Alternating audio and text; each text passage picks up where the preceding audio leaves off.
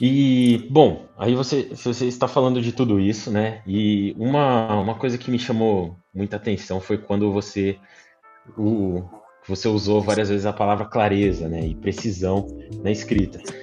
Como é que a gente usa todas essas referências? Como é que a gente cria uma.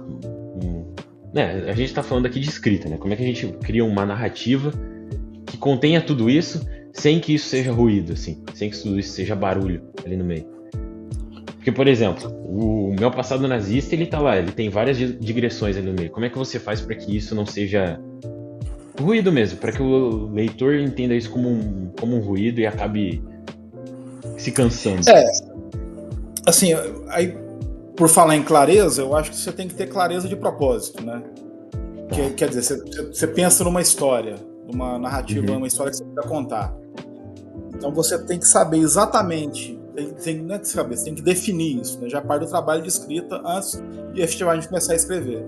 Você tem que definir qual o tom que você quer emprestar a essa história, quais são os pontos de vista que você vai se valer para contar essa história, se essa história vai ser narrada de uma forma elíptica, para que o Uhum. leitor vá montando como se fosse um quebra-cabeça, ou se essa história ela é linear, Uhum. se é uma primeira pessoa, digamos assim, não confiável, se são várias primeiras pessoas, como o Faulkner adorava fazer, por exemplo, o Uhum. Lobo Antunes também, que é um grande autor, né, de língua portuguesa, ama fazer, tem inúmeros livros dele que são um emaranhado de primeiras pessoas, contando Interessante. partes da mesma história. Então, a clareza que eu falo também é a clareza de propósito, tem que saber qual livro você quer escrever. Isso, às vezes, você demora, porque para falar um pouco aqui, você tinha me perguntado no e-mail que você mandou para a gente combinar a live, falar um pouco do processo, né? Sim, Então, exato. no processo eu pego um caderno como esse aqui, é o caderno, tá até escrito, é meu passado nazista aí, né? Ah, que da hora. Eu pego um caderno como esse, assim, mas muito antes de eu começar a escrever o romance propriamente dito, eu vou rascunhando coisas sobre o livro que eu quero escrever. Então eu vou descobrindo o livro que eu quero escrever. Então você vê aqui, você tem Caramba.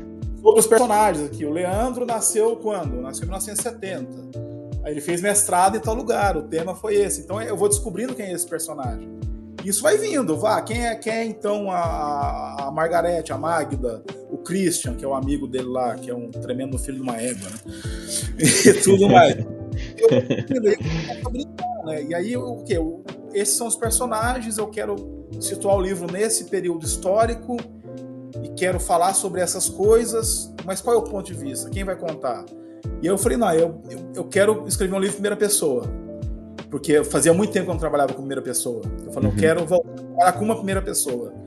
E quero que essa primeira pessoa seja não confiável, que o livro seja repleto de falsos começos, que o cara conte uma história de um jeito e depois ele mesmo conta a história de um outro jeito. Você fala, bom, Uhum. mas o que aconteceu de verdade? Brincando com a própria ideia de ficção, né? A ficção que se trai, né? Enquanto Sim. ficção. Então, tudo isso, cara, eu fiquei uns 8 meses escrevendo sobre isso, até Caramba. chegar a uma ideia clara sobre o que seria o livro. Então eu faço escaleta, assim, de que seriam quais os capítulos e tal, e vou escrevendo. Todo dia eu sento e escrevo. Às vezes num dia eu escrevo o contrário do que eu escrevi no dia seguinte. Tá. No dia anterior. No dia anterior eu Uhum. escrevi que eu deixa ser um cara bacana, bonachão, bom caráter. Aí no Uhum. dia seguinte eu me sento e falo, não, que bonachão, ele tem que ser um canalha, ele tem que ser um cara sacana, ele tem que ser um cara abusivo e tudo, entendeu? E aí, Sim. a partir do momento que eu conheço muito bem os personagens e definir com o máximo de clareza possível como vai ser a voz que vai contar essa história, aí sim eu começo a escrever o livro, entendeu? Entendi. A Tá. partir daí as coisas vêm mais fáceis também. Porque você já Sim, conhece claro. o Uhum. internamente, assim. Então você sabe como o personagem vai reagir nas circunstâncias que você está inventando, que você está criando. Uhum. Então, esse é o meu processo. Tem escritores que escrevem de maneira diferente. Né? Tem um cara que Sim. abre a página em branco e E vai o João escrevendo. Balda tem até epígrafe. A epígrafe é essa, vamos lá. E ele vai, né? Aham. Ele faz o mesmo processo, só que já com o texto já do livro, né? Uhum. Então, Sim. não, eu faço, acho que as minhas preliminares são mais prolongadas, digamos assim, né? Entendi. Da hora, da hora. Muito bom. E, bom, então assim, é meio que assim, montar uma estrutura, né?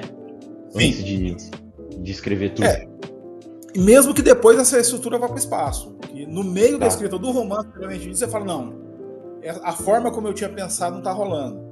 Isso aconteceu com Vento de Queimada, o meu romance anterior, né? Que eu tinha pensado em uma Hum, narrativa que eu chamo de Pequim Noir, né? Que é um noir goiano, né? tá, que da hora. Romance noir, literatura noir, Muito bom. hardboiled goiano, é o Pequim Noir.